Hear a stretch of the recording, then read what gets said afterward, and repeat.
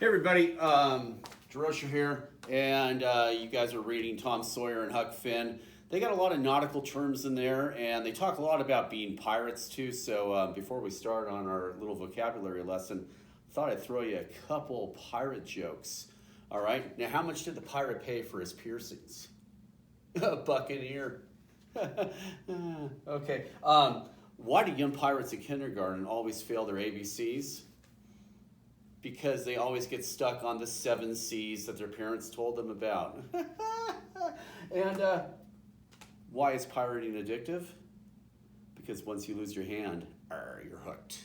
All right, so got 2 images, and I'm not putting Mrs. Connor out of work, I don't think. I've got 2 images of a boat, and I'm also going to send you a picture of an actual steamship that's labeled.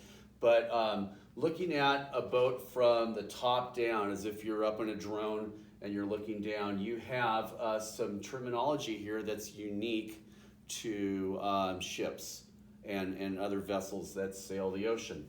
You have the bow in the front, otherwise called go fore, or the stern, or go aft.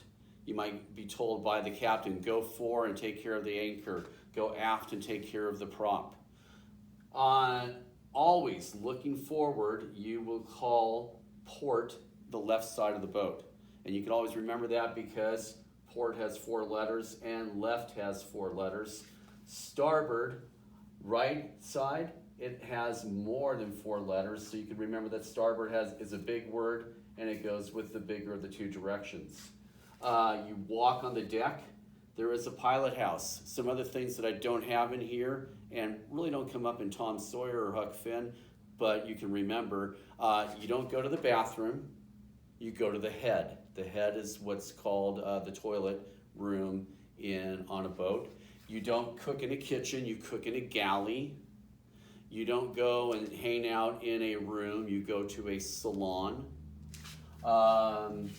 Looking over here, I tried to make a steamship here, but you could see a couple things going.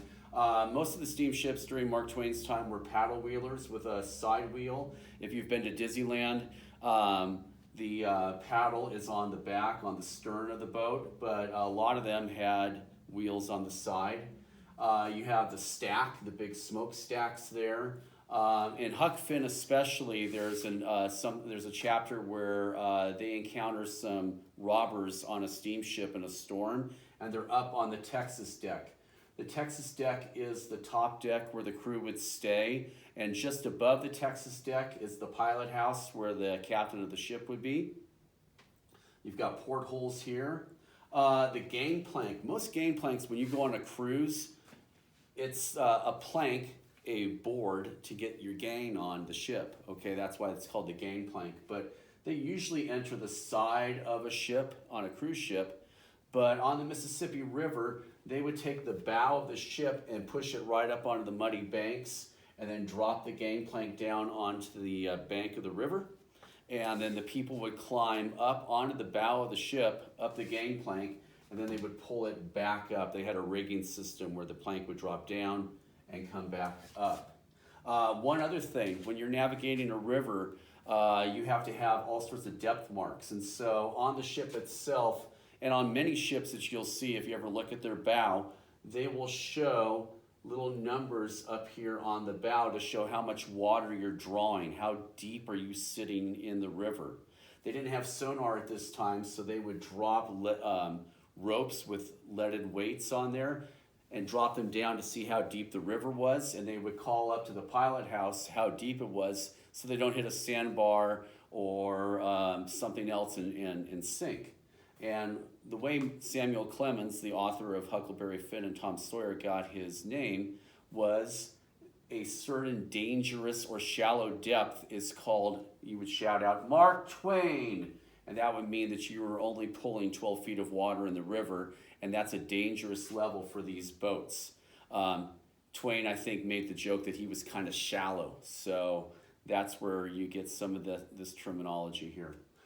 Anyways, if you have any questions about this, the terminology of ships, I always enjoyed it. One other thing, Vessels are never called a he. They're always called a she. So they are given a gender as well. And you never would call a boat he. It's always, she's listing, she's moving quickly, she's coming about. All right, and I'm about to get out. So thanks for listening, and email me if you have any questions. Hope you guys are taking good care of yourselves. Bye.